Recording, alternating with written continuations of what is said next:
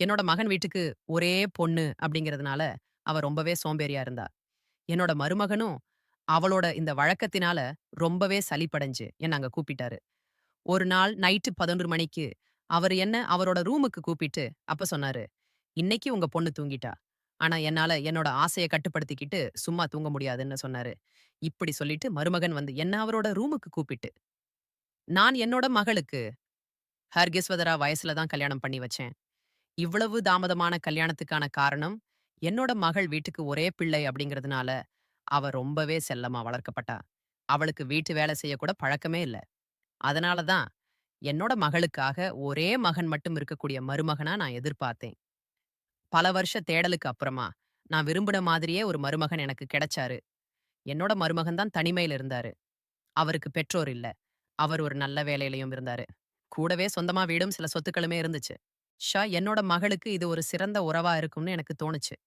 அதனால, நான் உடனடியா கல்யாணத்துக்கான ஏற்பாடுகள செஞ்சு, என்னோட பொண்ணான சுமங்கலிய அவருக்கு கல்யாணம் பண்ணி குடுத்தேன். ஆனா, கல்யாணத்துக்கு அப்புறமா நான் எதிர்பார்த்தது எதுவுமே நடக்கல. சுமங்கலியால தனியா தன்னோட கணவர நல்லாவே கவனிச்சுக்க முடியும்னு நான் நெனச்சேன். கல்யாணத்துக்கு முன்னாடி என்னோட பொண்ணுக்கு கல்யாணத்துக்கு அப்புறமா எப்படி இருக்கணும்?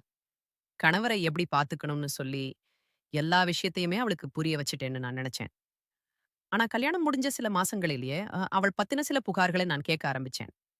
முதல், என்னோட மருமகன் தன்னோட மனைவியோட சோம்பேறித்தனத்த பொறுத்துக்கிட்டாரு. ஆனா, இப்போ 2 பேரும் வீட்டு வேலைகளை பார்த்து சோர்வடைஞ்சுட்டாரு.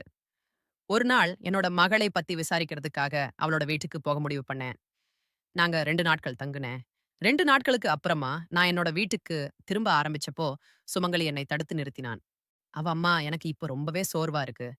நீங்க இன்னும் கொஞ்ச நாள் எனக்கு உதவியா இங்கேயே இருங்க. வீட்டுக்கு போயிட்டு நீங்க என்ன செய்ய போறீங்க?"ன்னு கேட்டா. அவ அப்படி கேட்கும்போது, அவளோட சோம்பேறித்தனமான சுபாவம் எனக்கு தெரிஞ்சுச்சு. கடந்த 2 நாட்களா நான் வந்ததுக்கு அப்புறமா, அவ எந்த ஒரு வேலையுமே செய்றதில்லை. எப்ப பார்த்தாலும் ரெஸ்ட் எடுத்துக்கிட்டே இருந்தா. அவளோட இந்த சோம்பேறித்தனத்த பார்த்து, என்னோட மருமகன் வந்து அவகிட்ட இருந்து விலகி செல்ல முடிவெடுத்திருப்பாரோன்னு எனக்கு ஒரு பயம் ஏற்பட்டுச்சு. என்னோட மருமகன் அவளோட சோம்பேறித்தனத்த மிக அமைதியா சகிச்சுக்கிட்டாரு. அத்தகைய அமைதியான ஒரு நபர்கிட்ட கோபம் ஒரு நாள் வரும். என்னோட மகளை சரியான திசையில கொண்டு வரணும் அப்படின்னு எனக்கு தோணுச்சு. அதனால, நான் இன்னும் சில நாட்கள்ல என்னோட பொண்ணு வீட்ல தங்குறதுக்கு முடிவு பண்ணேன். அன்னைக்கு சாயந்திரம் வந்து மருமகன் ஆஃபீஸ்ல இருந்து வீட்டுக்கு வந்தாரு. நான் வீட்ல இருக்கிறத பார்த்துட்டு அவர் ரொம்பவே ஆச்சரியப்பட்டாரு. நான் வந்து அவருக்கு டீ கொண்டு போய் குடுத்தேன். அவரும், "அத்த, நீங்க இன்னைக்கு காலையில புறப்படுறேன்றத சொன்னீங்க. அதுக்கப்புறம் எப்படி திடீர்னு தங்குனீங்கன்னு?" கேட்டாரு. இத கேட்டேனா, "ஏன் மாப்ள, நான் இங்க இருக்கிறது உங்களுக்கு சந்தோஷம் இல்லையா?" அப்படின்னு கேட்டேன். அதுக்கு அவரு, "அப்படி இல்ல. அத்த, நேத்து நைட்டு நீங்க வீட்டுக்கு போகணும்னு அவசரப்பட்டீங்க. இப்ப திடீர்னு தங்கியிருக்கீங்க. அதனால தான் உங்ககிட்ட கேட்டேன்" அன்ட்டு சொன்னாரு.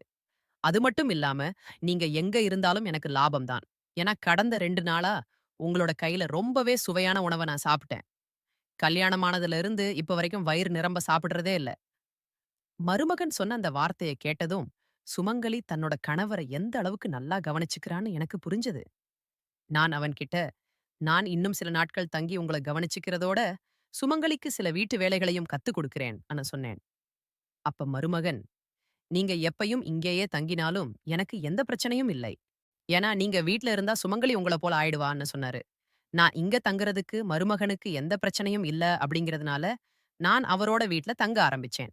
என்னோட மகளோட கல்யாணத்துக்கு அப்புறமா, நான் என்னோட வேலைய ராஜினாமா பண்ணிட்டேன். நான் இப்போ தனியா தான் இருக்கேன். எனக்கு அதிகமா பணம் தேவையில்ல. எனக்கு ஓய்வூதியம் கிடைச்சிட்டு இருக்கு. தங்குறதுக்கு என்னோட சொந்த வீடும் இருக்கு. அதனால நான் அதிக கஷ்டப்படாம ஓய்வெடுக்க முடிவு செஞ்சேன். இப்படியே சுமங்கலி கூட சில நாட்கள் ஆகிருச்சு.